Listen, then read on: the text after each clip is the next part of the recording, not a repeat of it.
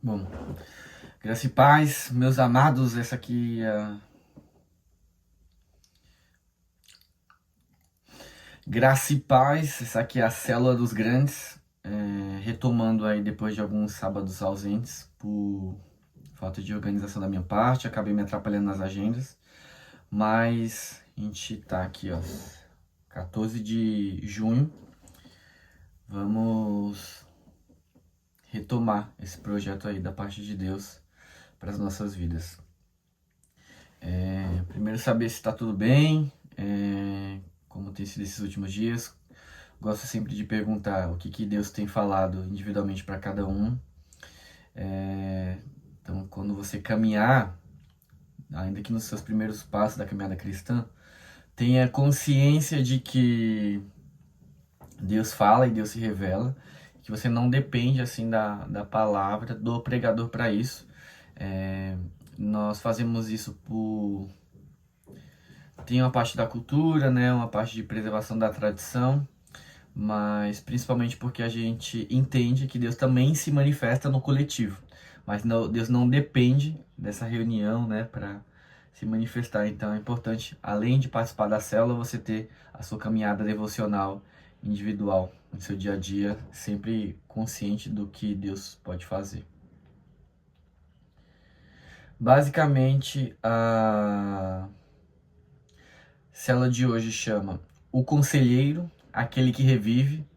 O conselheiro ele é um dos nomes que o Espírito Santo leva a partir do Novo Testamento. E a gente vai ler algumas passagens do livro de João, que é um dos evangelhos, e entender como ele se reporta, né, ao Espírito Santo. Vamos ler agora João 16, versículo 7. Então, João é o quarto evangelho lá no Novo Testamento: Mateus, Marcos, Lucas, João, capítulo 16, versículo 7. Inclusive, se você não está com sua Bíblia, pegue ela aí.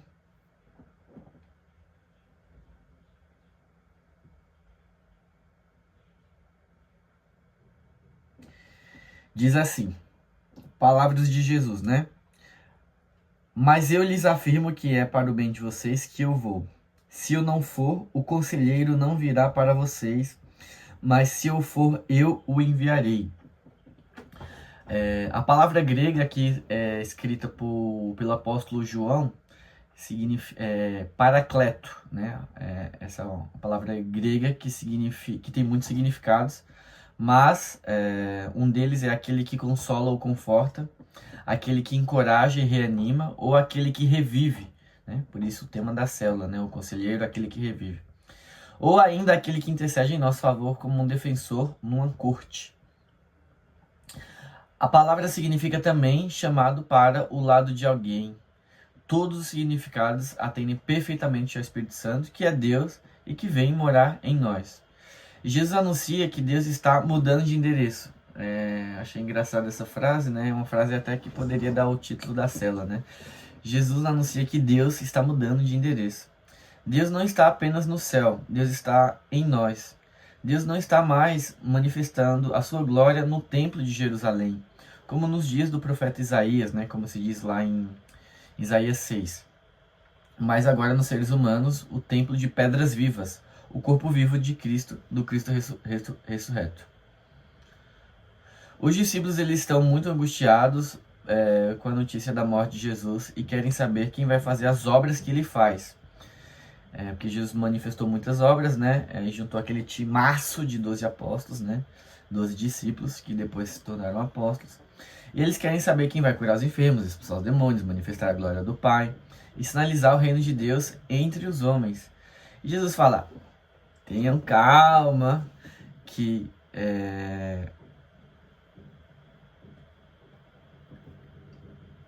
Jesus fala assim, tenham calma, tranquiliza eles, e mal sabem os discípulos que na verdade quem vai fazer as coisas que Jesus fazia eram eles mesmos.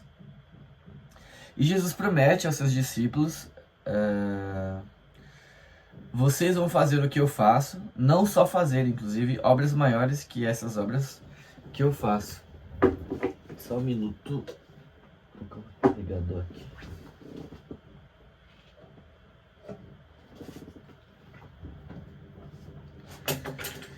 Então, beleza. Aí Jesus dá esse recado para os discípulos, inclusive assegurando que, como o Espírito Santo habitava em Jesus, ele também vai passar a habitar nos discípulos. E, como capacitou a Jesus, vai também capacitar os discípulos. E agora ele não quer, né? Os discípulos não querem, né? Eles meio que se recusam que Jesus se entregue à morte. Esse é o contexto ali, né? Um contexto pré-crucificação. Jesus está anunciando a sua morte.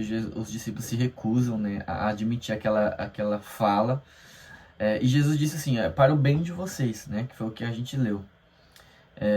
E aí eu volto, e quando eu voltar, o meu Pai vai mandar o Consolador, ele vai habitar em vocês. E agora a gente vai ler agora João 14, outro contexto a respeito do Espírito Santo. Outra passagem, né, ainda dentro do mesmo contexto. João 14, 16 e 17. Que diz: E eu pedirei ao Pai, e ele lhes dará outro conselheiro para estar com vocês para sempre, o Espírito da verdade. O mundo não pode recebê-lo porque não o vê nem o conhece. Mas vocês o conhecem, pois ele vive com vocês e estará com vocês. Estará em vocês, perdão. Outro versículo ainda nesse capítulo é o versículo 26, que diz assim: Mas o Conselheiro, o Espírito Santo, que o Pai enviará em meu nome, lhes ensinará todas as coisas e lhes fará lembrar tudo o que lhes disse.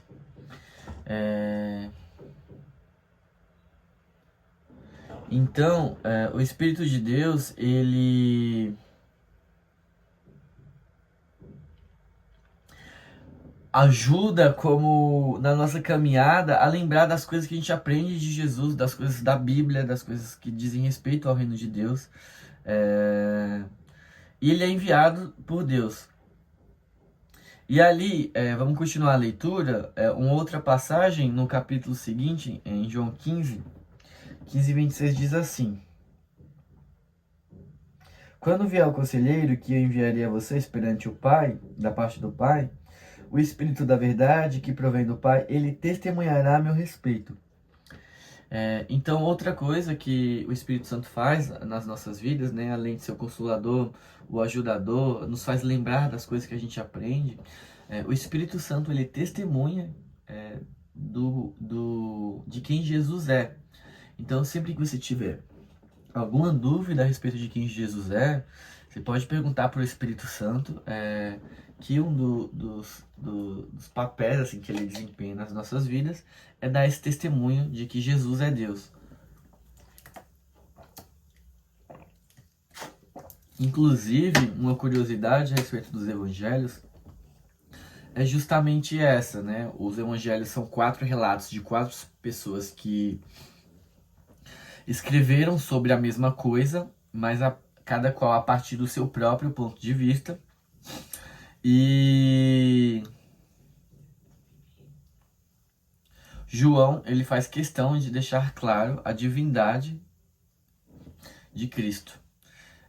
E ali, seguindo na nossa leitura, agora a gente vai ler agora em João capítulo 16, versículos 7 e 8.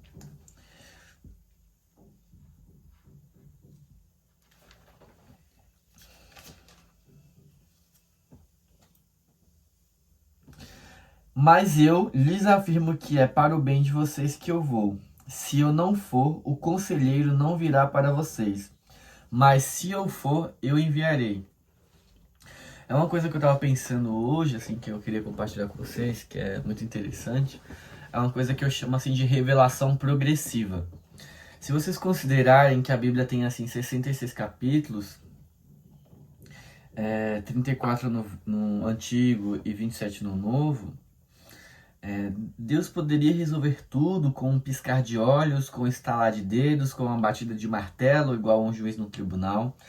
Mas Deus não resolve não fazer assim, ele faz de forma progressiva. Então ele cria o mundo em 7 dias, em 6 dias, perdão, no 7º ele descansa, cria o ser humano, dá instruções para o ser humano, permite que o ser humano peque, então levanta os profetas,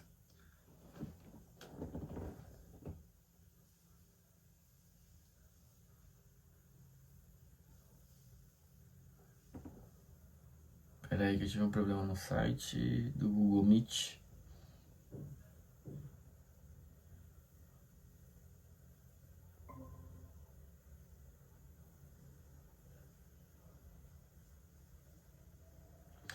E aí ele envia a lei, depois os juízes, depois os profetas, por fim, né, ele ainda envia Jesus, depois os apóstolos e por fim o tempo da consumação de todas as coisas, né, trazida ali pela perspectiva de Apocalipse. Então Deus não faz as coisas de uma vez só. Muito embora ele é soberano e já decretou tudo o que vai acontecer, né, ele permite essa revelação progressiva. E acho interessante, isso me lembra de que todo dia é uma chance de recomeçar. E aí Jesus, ele precisa, Deus então não envia o Espírito Santo antes de Jesus morrer na cruz. E ele fala, é preciso que eu morra justamente para que o Espírito Santo venha fazer o papel de consolador. E se eu não for, como é que o Espírito Santo vai vir, né? Que o conselheiro, o ajudador vai vir. E outro nome assim que o Espírito Santo é identificado é como o Espírito da Verdade. Então, sempre que diga respeito à verdade, é algo que vem de Deus, é algo que vem da parte do Espírito de Deus para as nossas vidas. E Jesus, ele mesmo se identificou como sendo o caminho, a verdade e a vida. Então, o Espírito Santo vem testificar que Jesus é de fato a verdade. A verdade não é uma condição, um fato, uma lógica, mas a verdade é uma pessoa, que é a pessoa de Jesus Cristo. E isso é uma revelação assim tremenda para as nossas vidas. Isso muda de fato como vivemos e como entendemos e como a nossa mente se comporta. E outras coisas que Deus quer, né, que Jesus pode proporcionar para nós, que essa é a grande notícia do Evangelho de Jesus. O Deus que vem habitar em nós, o Deus que vem nos dar poder, o Deus que vem nos capacitar, o Deus que vem se manifestar em nós, o Deus que vem nos usar para realizar a sua vontade no mundo, o Deus que vem para estar conosco todos os dias até a consumação dos séculos. Eu costumo brincar, dentre outras coisas, que a eternidade para o cristão, ela não vai começar, depois da morte. A eternidade para o cristão, ela começa no dia que ele reconhece Jesus como Senhor e Salvador. Justamente pelas palavras do próprio Jesus, onde ele diz assim, né? Eis que estou convosco todos os dias até a consumação dos séculos. Então, o crente, ele já está com Jesus. Olha que bênção, olha que maravilha. Estar com Cristo. Ao morrer e ressuscitar, Jesus promove a maior e última grande libertação de seus discípulos, que viviam, nessa prisão de achar que eles seriam apenas, vamos dizer assim, coadjuvantes na história, ficarem sempre na espreita de Jesus. Mas Jesus liberta os discípulos deles mesmos, das suas fraquezas, das suas dificuldades, das suas debilidades, das suas inseguranças, de achar que não podia. E a capacitação, que os discípulos eles vêm a ter, não só da palavra que Jesus ministrou, que os limpa, mas também do próprio Espírito Santo, atuando por meio deles. E o Espírito Santo, o mesmo Espírito que estava em Jesus, que estava nos discípulos, está aqui no dia de hoje. Você crê? Fala um amém aí de onde você estiver. Fala amém, eu creio. Eu tomo posse dessa palavra. Assim como os discípulos proclamaram, a grande obra de Cristo, assim também é o convite para que nós façamos o mesmo, fazer história em nome de Jesus. Os discípulos de Jesus, eles são chamados de viver de maneira entusiasmada. Então, não só os discípulos, os apóstolos, todos nós que nos reunimos, que estamos aqui, você que ouve essa palavra aí no dia de hoje. E entusiasmo é uma palavra grega composta pelo radical theos, em e theos. Theos significa Deus, e em theos significa dentro mais Deus. Então, entusiasmado é aquele que tem Deus dentro de si. Aí eu me lembro, o trecho da palavra traz aqui Colossenses 1, 26, 27, que diz assim: eis o mistério que esteve oculto durante épocas e gerações, mas que agora foi manifestado a seus santos. Ou seja, a igreja, A eles quis Deus dar a conhecer entre os gentios a gloriosa riqueza desse mistério, que é Cristo em vocês, a esperança da glória. Então Cristo habita em nós por intermédio do Espírito Santo. Isso é uma maravilha. Os discípulos de Jesus são chamados para viver livres de confundir Jesus com um ídolo, né? Como uma estátua, como um poste que se levanta. Não, Jesus não está mais apenas do lado de fora, num objeto, não está cravado num objeto. Jesus não está, vamos supor assim, isso aqui não é um amuleto. Essa palavra de Deus, ela não é como um amuleto que você carrega, que você leva para te dar proteção. Não, mais importante do que os objetos é essa palavra, esse Espírito dentro de nós. Ele não está mais apenas dentro do lado de fora de mim, e não é mais alguém a quem eu peço favores o tempo todo. Não, Jesus está vivo em mim. Não só como uma memória, mas como uma pessoa viva. Como diz lá em Gálatas capítulo 2, versículo 20. Vamos ler tudo juntos?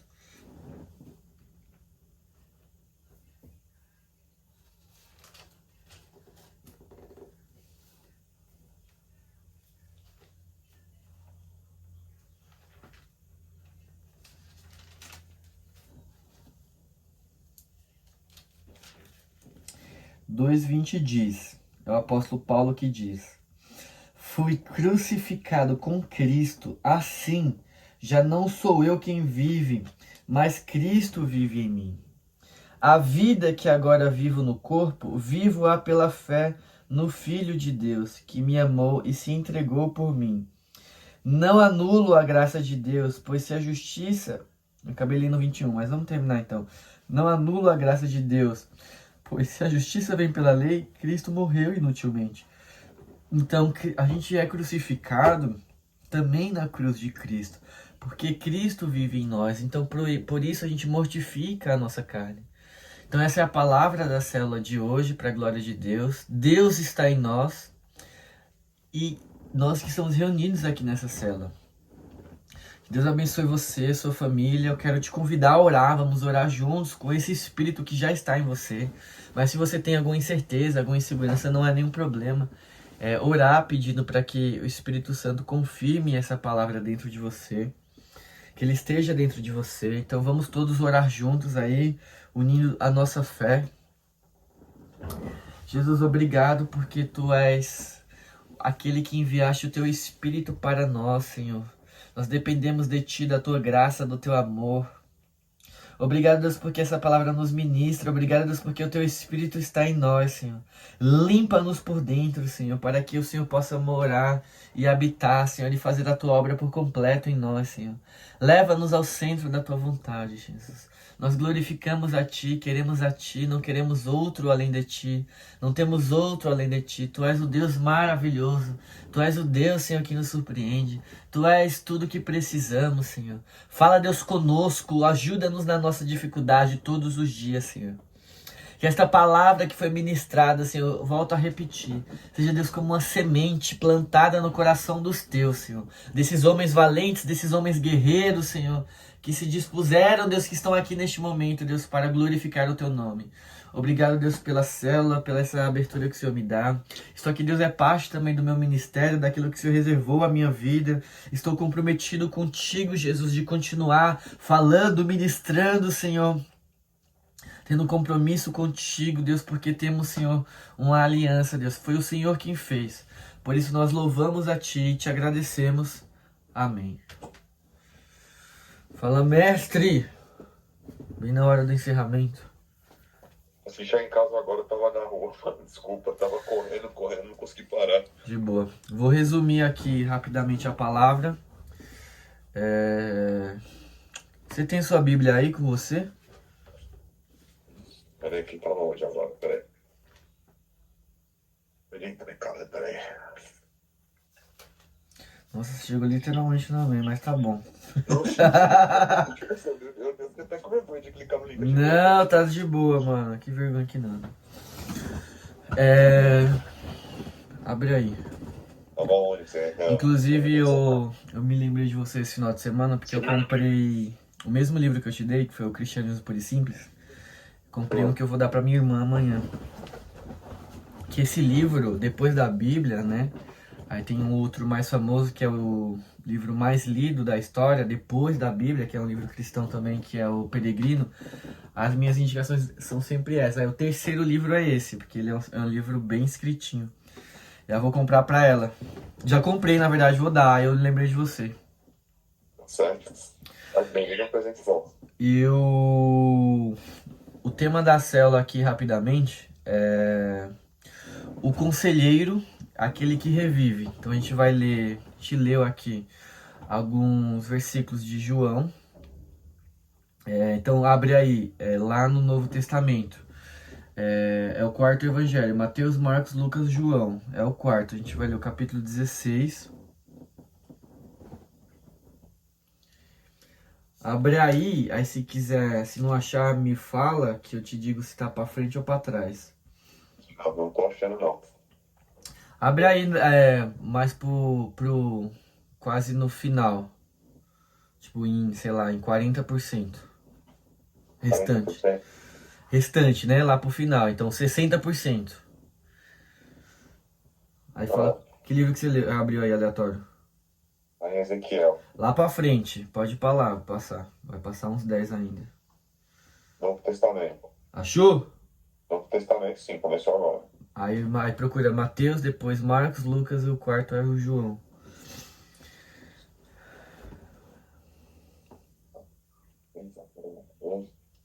Marcos.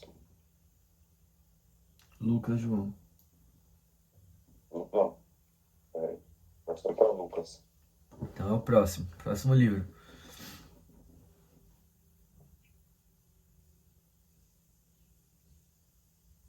João, beleza. Capítulo 16. Então o número maior é o 16. E o menor, que é o versículo, é o 7.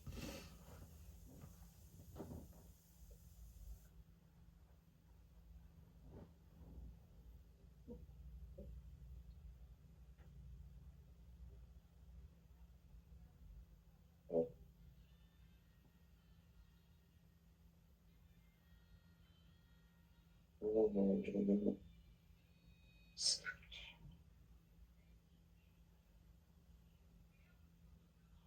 16, você falou, né?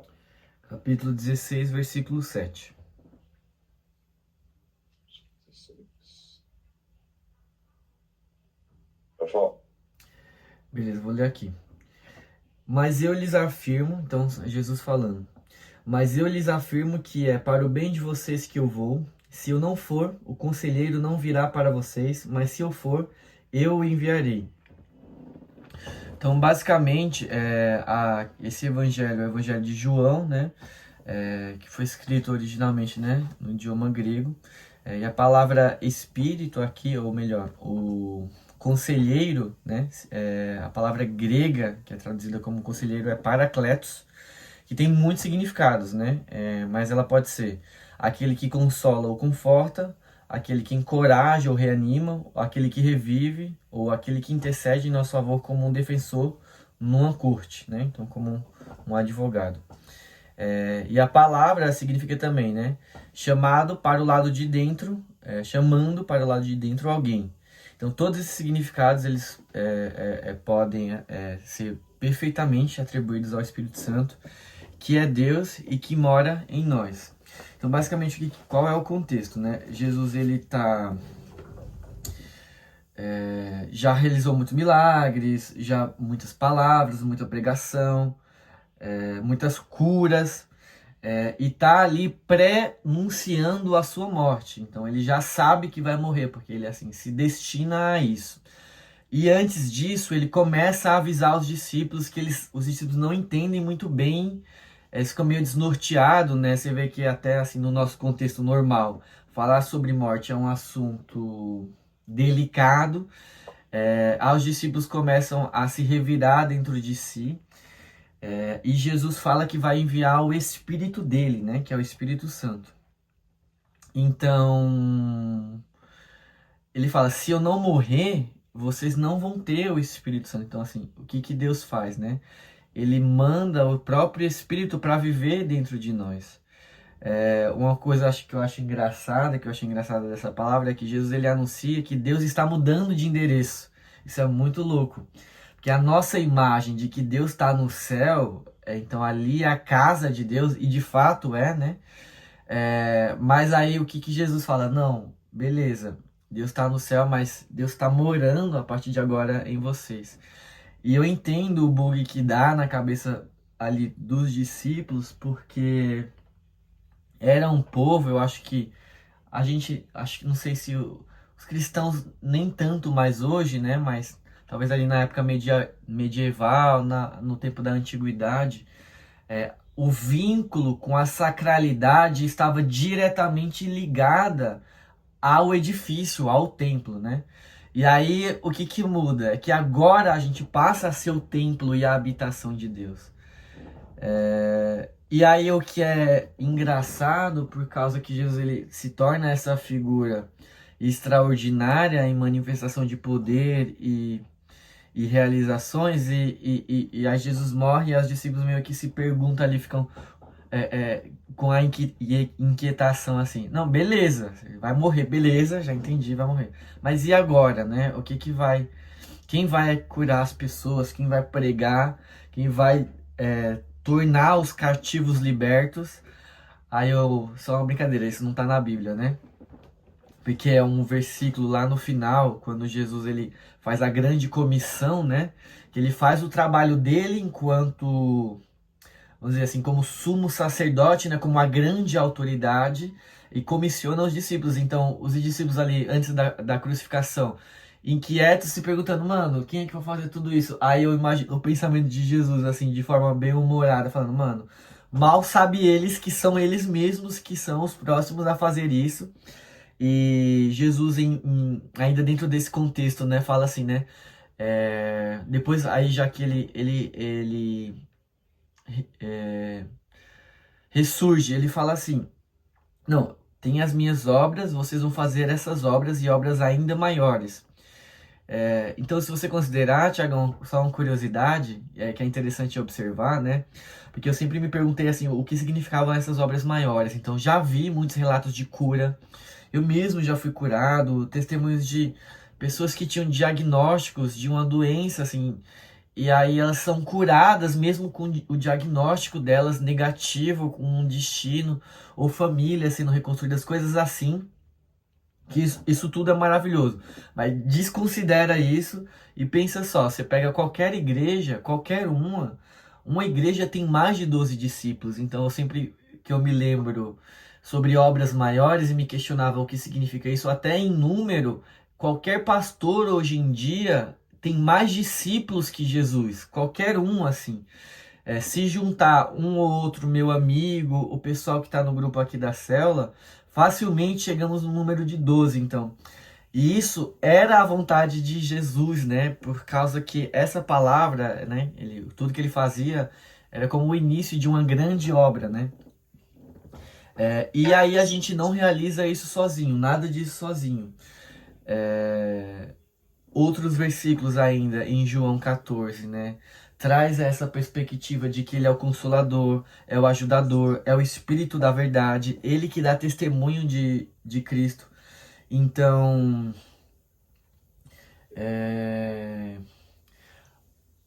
uma das coisas que a gente pode observar para saber se um testemunho é verdadeiro é tendo realmente uma pessoa que confirme aquilo. Então, sobre a palavra de Cristo, tem a palavra em si, né, a palavra transcrita, mas tem a testemunha, né, que é o Espírito dele, que testifica dentro de nós essa palavra. É por isso que, ao receber, ao ouvir, fica aquilo dentro de nós e começa a se tornar como um testemunho, né, uma testificação de que é aquilo mesmo.